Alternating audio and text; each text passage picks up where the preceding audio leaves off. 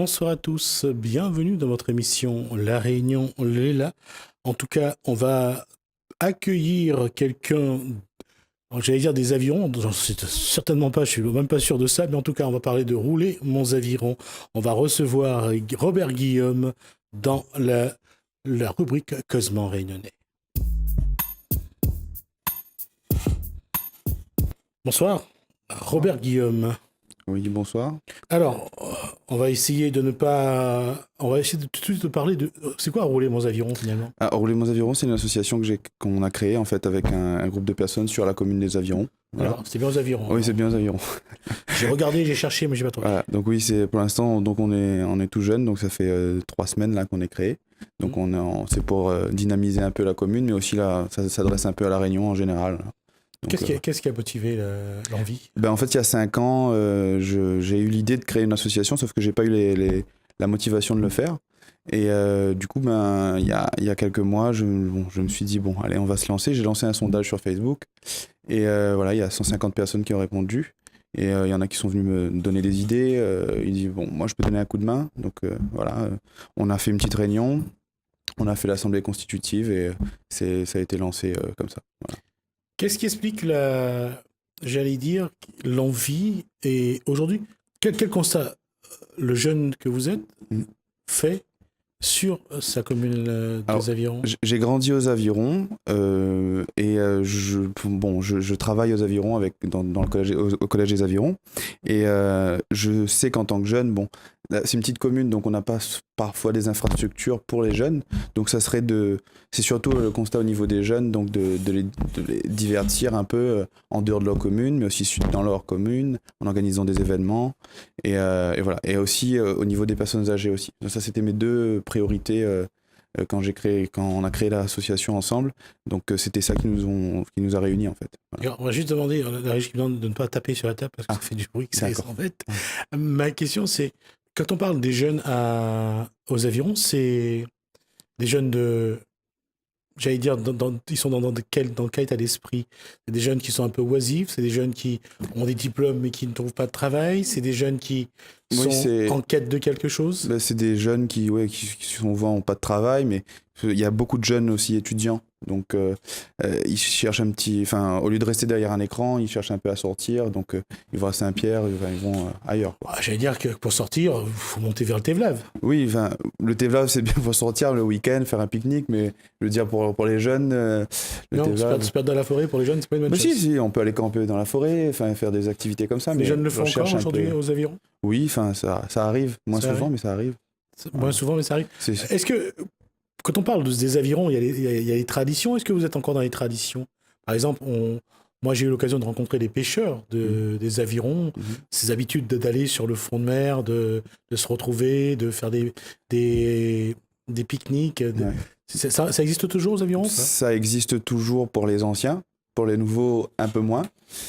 Pour les jeunes, il y a des jeunes que je connais qui continuent la pêche, mais voilà, c'est surtout les jeunes aux Avirons, ils vont à l'Étang-Salé-les-Bains, ils vont à la plage à l'Étang-Salé-les-Bains, quoi. C'est leur priorité. Qu'est-ce que les jeunes cherchent comme activité? Quand on habite aux Avirons, j'allais dire que c'est un petit peu une commune dortoir pour Saint-Pierre, parce que l'endroit est magnifique, que les gens ont construit, il y a une forte urbanisation aux Avirons. Qu'est-ce que les jeunes des Avirons ont besoin aujourd'hui? Qu'est-ce qu'ils attendent de leur territoire, de leur commune? Je pense qu'ils attendent de pouvoir se réunir entre eux, d'avoir un lieu où ils peuvent se rencontrer entre jeunes, entre lycéens, entre collégiens, mais entre jeunes qui ont fini leurs études aussi, entre jeunes qui travaillent. Voilà. Et c'est ce qu'ils retrouvent à Saint-Pierre, dans les bars, dans les cafés. En fait, c'est aussi une question de facilité. Oui, quand on est assis dans un bar, on est autour d'un verre. C'est plus facile de refaire le monde. Voilà, c'est ça. Ouais, c'est ça, c'est parler, discuter. Mais après, c'est pas forcément faire la fête, aller en boîte de nuit, c'est se retrouver entre jeunes, en fait. C'est un endroit pour se retrouver. Pour se retrouver, voilà. Et aujourd'hui, c'est facile d'avoir un endroit aux Avirons pour se retrouver, parce que être sur le front de mer, c'est un peu plus fun. Oui, ça c'est sûr. C'est plus dans le rythme, cool dans le style. Voilà, on est à la mode. Voilà, on est à la mode, mais après aux Avirons, la commune met tout à disposition des associations pour pouvoir faire des activités pour les jeunes. Enfin, il y a tout est entre nos mains pour faire des activités. Après, Il y a encore à faire, je veux dire, il y a encore des choses à faire. C'est ce qu'on veut, nous, on veut apporter avec Rouler Monts Avirons.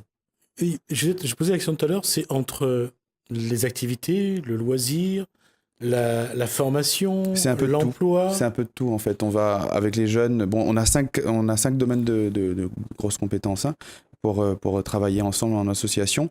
Et bon, avec la jeunesse, on va travailler surtout sur les loisirs, sur les divertissements, sur aussi l'aide à l'accompagnement pour faire un CV, pour préparer un oral de concours, pour préparer des inscriptions à un concours, préparer un entretien d'embauche, etc. Parce que donc dans l'association, là, un peu, c'est diversifié au niveau catégorie socio-professionnelle, donc on va les aider à faire ça. Voilà. Comment? Comment? C'est-à-dire en les rencontrant, s'ils ont avec nos bénévoles, en les rencontrant, en les aidant, en essayant de les appuyer dans le bon sens. On ne trouvera pas un travail pour eux, ça c'est pas possible et personne ne peut prétendre ça en ce moment, mais on va donner les moyens mettre toutes les chances de l'autre côté pour avoir un travail. Voilà. Alors, déjà, il va y avoir la première étape, c'est se rencontrer, Voilà. se discuter et essayer de faire. Quelqu'un disait, c'est en frottant les esprits qu'émerge l'étincelle. Comment allez-vous faire émerger l'étincelle? Bon, il y a une bonne dynamique qui est née déjà autour de l'association par rapport aux réseaux sociaux. Donc, réseaux sociaux, donc, c'est surtout les jeunes, donc les 18-25. Et on compte là-dessus et on compte aussi sur notre réseau qui est quand même assez important aux Avirons pour faire connaître l'association et pour pouvoir développer ce réseau-là. Sur le constat, je termine sur le constat, c'est là, est-ce que la jeune génération des Avirons se projette sur les Avirons ou c'est aller voir ailleurs si l'herbe est plus verte? Je pense qu'il y en a plein qui veulent aller voir un peu plus loin que les Avirons. De toute façon, je leur conseille de voir ailleurs, après peut-être pour mieux revenir. Mais de toute façon, dans la vie d'un jeune, moi j'ai beaucoup voyagé, il faut toujours partir pour mieux revenir après. Donc il faut partir pour découvrir d'autres paysages, que ce soit à La Réunion ou ailleurs dans le monde, hein, mais il faut partir pour mieux revenir après. Votre expérience vous a amené où? En fait, moi j'ai fait beaucoup de voyages à l'étranger, en Australie, en Angleterre, en Europe, aux États-Unis l'année dernière. Et ça m'a permis de découvrir de nouvelles cultures, d'apprendre une langue que je n'aimais pas forcément au niveau scolaire. Et ça m'a permis d'avancer dans mon choix professionnel, dans ce que je veux faire. Et aussi de me dire, voilà, moi je veux un temps pour découvrir le monde aussi. Voilà. Alors, ce temps pour découvrir le monde, ça apporte quoi finalement pour un jeune? Pour un jeune, ça apporte de l'expérience dans sa vie, de voir d'autres civilisations, d'autres moyens de fonctionner. Ça lui permet d'avoir du recul sur ce que lui vit à La Réunion, qu'on a une chance énorme d'être à La Réunion, d'être français et de vivre sur une île qui nous donne pas mal de potentiel, même si on est insulaire, etc. Voilà. Et par rapport à tout ça, aujourd'hui, est-ce qu'il y a, j'allais dire, un développement endogène? Ce mot a été utilisé à l'époque par le président de l'époque, c'était Nicolas Sarkozy. Est-ce qu'il y a aux Avirons, et d'une manière en particulier, et de manière générale sur tout le territoire de La Réunion, est-ce qu'il y a un potentiel pour un développement, pour qu'un jeune puisse trouver une idée, créer son activité, créer son entreprise et son emploi? Est-ce que ça existe aujourd'hui? Est-ce que les jeunes en sont conscients? Je ne sais pas si les jeunes en sont conscients.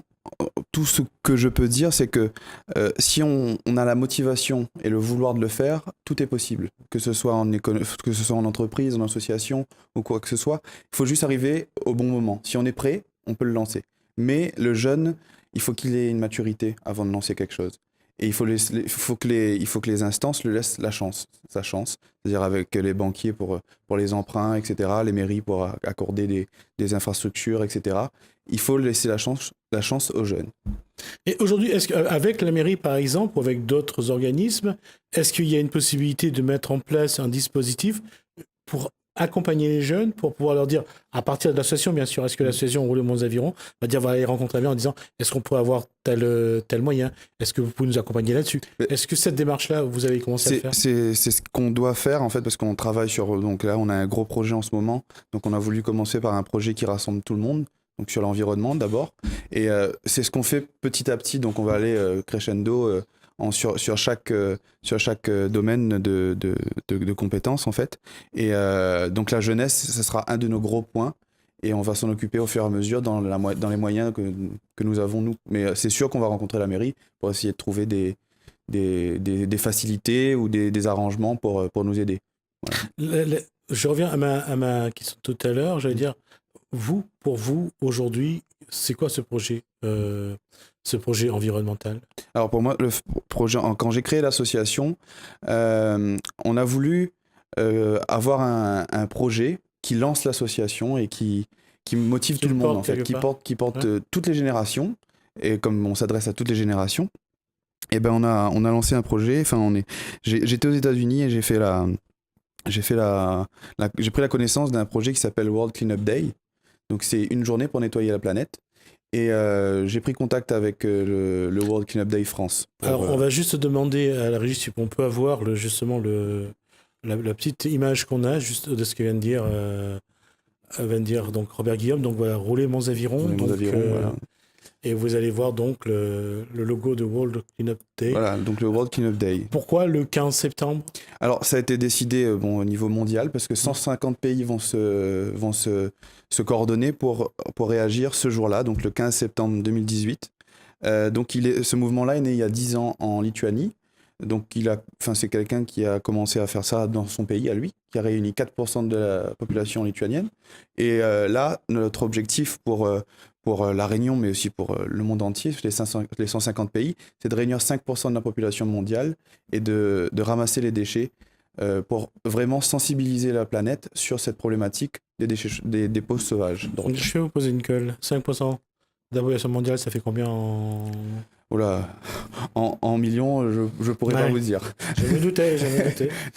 Tant pis.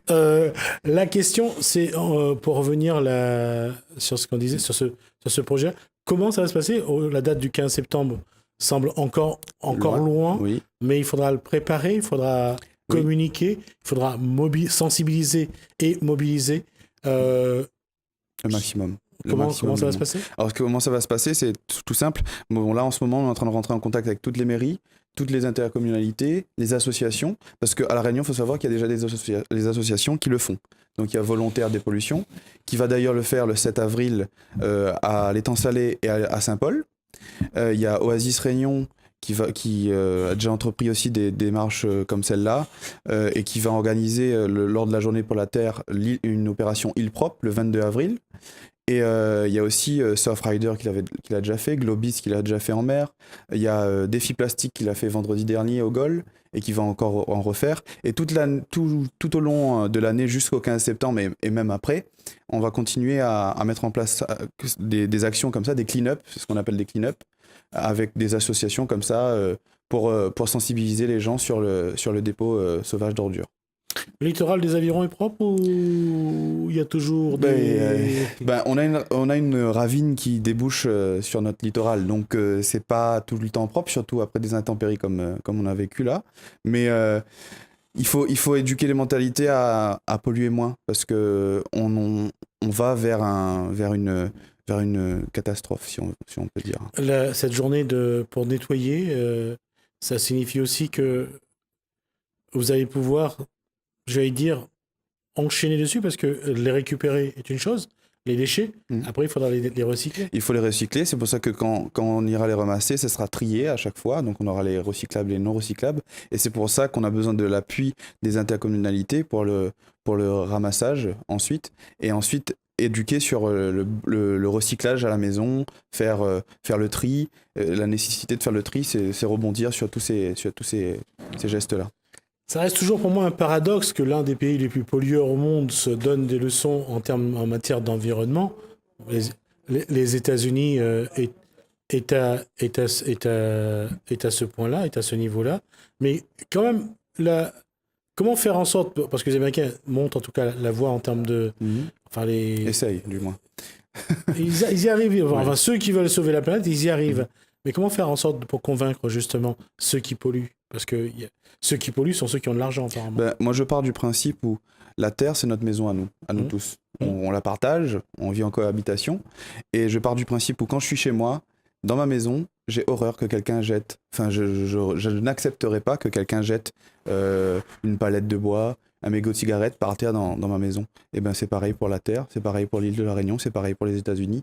Donc il faut que la conscience du citoyen, l'éco-citoyen, se réveille. Et pour qu'il se réveille, il faut malheureusement des cas comme on vit en ce moment, par exemple avec la dengue, qui se prolifère à cause de ces dépôts sauvages là aussi, parce que ça fait après les fortes nids à pluies, moustiques. voilà, des nids à moustiques, etc. Et aussi des causes aussi après les cyclones, quand on a 4-5 carcasses de voitures dans une ravine qui détourne le cours d'eau et qui atterrit dans les maisons du voisin, de la voisine, là on se rend compte que on est arrivé à un point où on peut plus. Et il faut arrêter ça. Comment, à partir de Rouler-Monts Aviron, développer ça, à inciter les jeunes à venir? Est-ce que les jeunes actuellement semblent friands de tout ce qui est protection de la nature, mais malgré tout, certains restent sourds aux bonnes habitudes qu'on leur demande de prendre. Est-ce que ça va être une des démarches sur lesquelles vous allez aussi insister? La sensibilisation, ça va être une grosse part de la démarche, parce que pour pouvoir mobiliser un maximum de monde, il faut sensibiliser et il faut faire connaître le mouvement. Et pour ça, il faut donner l'opportunité aux jeunes de pouvoir s'exprimer. Et pour le jeune que vous êtes, il va falloir aussi aller sur le terrain politique. Ah, ça, oui, il faudra aussi que les maires, nous accordent un temps pour parler de cette problématique-là, parce que c'est vrai que nous, on nettoie, mais les pollueurs, qu'est-ce qu'ils font? Est-ce qu'ils sont sanctionnés? Il n'y a pas de sanction Enfin, certains territoires appliquent la sanction si on les prend sur le fait, mais il faudra aussi voir la sanction par la suite, parce que polluer, c'est puni par la loi. C'est un délit. C'est un délit, voilà. Donc, il faudra aussi voir ça avec les instances apparemment, la Civis a mis en place un moyen pour sanctionner ceux qui font les dépôts sauvages, par exemple. En tout cas, j'ai eu l'occasion de rencontrer l'équipe sur le terrain. Et qu'est-ce qui peut, à travers Rouler-Monts Aviron, jusqu'où vous pouvez aller pour essayer de changer un peu ça? Ce qui va changer, c'est pas Rouler-Monts Aviron, mais c'est Rouler-Monts Aviron, plus Globlis, plus dépollution de 7.4, plus volontaire, plus défi plastique. C'est nous tous réunis ensemble. C'est le collectif qui va pousser ça. Enfin, si chacun agit dans son coin, ça fera des petites remontées. Mais si on agit en union, comme pour le World Cleanup Day, c'est-à-dire toute la planète en une seule fois, là, ça donnera de l'écho et ça donnera de la voix au projet. Alors, ça va être la dernière question, parce qu'on est déjà sur la fin de notre discussion. Qu'est-ce qui motive un jeune comme vous, Robert Guillaume? Qu'est-ce que vous avez envie de faire pour votre commune et votre île? J'ai envie qu'on se sente bien dans ma commune. On s'y sent déjà bien. On y travaille, on y vit, on s'y sent déjà bien. Mais j'ai envie à travers notre association, d'apporter un petit plus aux jeunes, aux personnes âgées, les personnes âgées seules par exemple, en allant les visiter, de permettre aux jeunes de découvrir le monde comme moi j'ai pu découvrir, c'est-à-dire avec des voyages linguistiques, mais aussi des voyages, des tours opérateurs, enfin de faire des circuits, et aussi de montrer aux jeunes, aux moins jeunes, aux adultes, qu'à La Réunion, on a une culture, on a une histoire, et qu'il ne faut pas l'oublier. Donc en allant visiter des musées, en vivant l'histoire de La Réunion, etc. Voilà. Donc de redonner un peu de souffle. Un peu. Et ça sera un autre point, parce que l'histoire de La Réunion, que ce soit les adultes ou les adolescents ou les étudiants, les jeunes, c'est pas quelque chose qui est maîtrisé. Non, c'est pas quelque chose qui est maîtrisé. Et nous, avec Rouler-Monts Aviron, on va essayer de faire un peu un échange intergénérationnel pour pouvoir faire cette histoire-là, ce relais d'histoire-là entre une génération et une autre. Et demain, s'il faut faire de la politique pour en faire avancer les choses, Robert Guillaume est prêt à s'y jeter? Pas dans l'immédiat, en tout cas. D'accord. Merci Robert Guillaume, reste avec nous. Je vais lancer le prochain sujet. On va parler du RSI. L'adossement du RSI à l'URSSAF a sans doute moins d'avantages que prévu. Si le RSI n'a pas de service de recouvrement, l'URSSAF, si. Les chefs d'entreprise qui n'ont pas anticipé tout ce qui est préposé donc, ou proposé un échéancier suite aux différentes mises en demeure, voient arriver actuellement sur leur compte les ATD, les fameux ATD. avis à tiers détenteur, c'est-à-dire on bloque tout simplement votre compte bancaire. L'URSSAF donc bloque chaque compte bancaire. À l'issue de l'Assemblée générale donc du CSAPR, le collectif des syndicats et des associations professionnelles de la Réunion, nous avons posé cette question à son président Jean-François Maillot.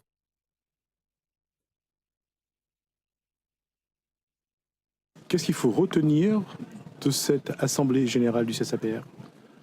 Aujourd'hui, ce qu'il faut retenir de cette assemblée, c'est que c'est vrai qu'on a voulu avoir une transparence aujourd'hui sur les comptes, bien sûr, mais aussi sur l'évolution de nombre d'adhérents de l'année 2017, puisqu'on voit bien, c'est bien une preuve que les entreprises sont en difficulté et que y a une surcharge de travail qui a eu lieu cette année. Donc, on est en train de s'organiser autrement pour pouvoir justement répondre au mieux aux attentes des chefs d'entreprise. Qu'est-ce que les chefs d'entreprise qui étaient présents à cette assemblée ont posé comme question le plus souvent ? Le plus souvent, l'inquiétude justement par rapport à l'adossement du RSI à la CGSS, pour voir comment ça allait se passer, pour si on avait toujours la possibilité de faire opposition. Je crois que Maître Alquier était assez clair là-dessus, rien ne change aujourd'hui. Le fait que la personne ne peut pas ou ne veut pas payer, c'est un droit de contester. Donc on a rappelé quand même que on n'a que 30 jours pour faire opposition à la mise en demeure, donc il faut que les gens soient vigilants sur les dates.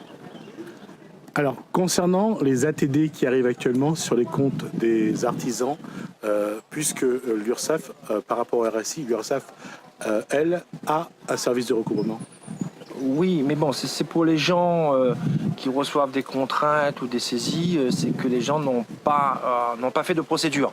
Puisque le fait de faire une procédure aujourd'hui, une opposition à une mise en demeure, ouvre un contentieux. Donc je veux dire que l'organisme n'a pas le droit d'envoyer l'huissier pour faire un blocage de compte.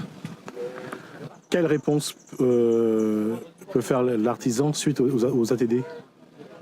Aujourd'hui, une chose, il faut vérifier d'abord s'il a fait opposition à la mise en demeure, parce que c'est arrivé pas au RSI, mais dans d'autres caisses, la Carpinco et la CIPAV. Donc ce qu'il faut faire, il faut vérifier s'il y a une mise opposition concernant au montant de la contrainte, si ça correspond au montant de la contrainte, et à ce moment-là, on a un courrier à faire qu'on envoie à l'huissier pour lui expliquer qu'il y a une procédure déjà en cours, donc il n'a pas lieu d'intervenir pendant la procédure. Hormis les charges sociales des entreprises aujourd'hui, quelles sont les autres difficultés que connaissent les artisans de La Réunion ? C'est d'une façon générale, c'est les charges sociales et fiscales. Et surtout, on en parlait ce matin, puisque auparavant, on payait les charges sociales au trimestre. Et maintenant, ça y est, c'est mensualisé. Donc ça veut dire que ça vient encore demander que les entreprises ont vraiment une trésorerie solide, pour éviter justement qu'il y ait un contentieux par rapport aux charges mensuelles. Est-ce qu'il n'y a pas là aujourd'hui l'obligation, la nécessité de mettre en place une autre manière de gérer et peut-être de regrouper les artisans, d'avoir de vrais gestionnaires pour accompagner ces artisans ? Aujourd'hui, on demande aux gens, justement aux entreprises, parce que c'est vrai que du 1er janvier au 31 décembre, ils ont la tête dans le guidon. Nous, on propose au CSAPR, on a différents corps de métier qui peuvent aider et conseiller les chefs d'entreprise dans leur démarche, dans leur défiscalisation et tout. Donc, il ne faut pas qu'ils restent seuls, il faut qu'ils viennent nous rejoindre. Déjà, pour avoir des informations, mais aussi pour avoir une force d'intérêt demain pour combattre justement ces injustices. Quelle doit être la ligne de conduite des artisans pour 2018 ? Moi, je pense que la ligne de conduite aujourd'hui, il faut que les gens soient solidaires. Puisqu'on l'a bien vu, il y a des gens qui sont tout seuls dans leur coin et malheureusement, ils n'arrivent pas à gagner gain de cause au final. Donc, ce qu'on demande aujourd'hui aux gens, il faut s'adhérer quelque part. Maintenant, s'ils ne veulent pas venir au CSAPR, c'est leur choix. Mais c'est vrai qu'aujourd'hui, on est structuré dans ce litige, mais qu'ils soient au moins adhérés à un syndicat pour qu'il y ait une défense. Puisque aujourd'hui, tout seul, c'est pas la peine d'aller au combat, quoi. Il vaut mieux continuer et payer le RSI, la CIPAV, la Carpinco et autres.